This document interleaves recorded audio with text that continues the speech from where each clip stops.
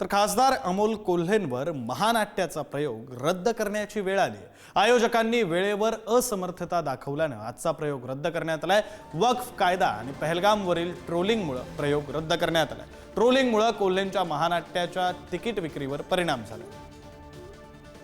जेव्हा मी शिवपुत्र संभाजी महानाट्याच्या प्रांगणात येतो तेव्हा कोणताही राजकीय जोडा कोणताही राजकीय मुखवटा हा माझ्याकडे असत नाही। तुम्ही 2023 मध्ये याचा अनुभव सर्वपक्षीय, कारण छत्रपती संभाजी महाराज हे प्रत्येक मावळ्याचे आहेत, प्रत्येक मराठी माणसाचे आहेत आणि प्रत्येक माती आणि मातृभूमीवर प्रेम करणाऱ्या माणसाचे आहेत, ही माझी भावना आहे। त्यामुळे यामध्ये मी कधीच कुठलाही राजकीय मुखवटा राजकीय जोडा घालून शिवपुत्र संभाजी महानाट्य करत नाही।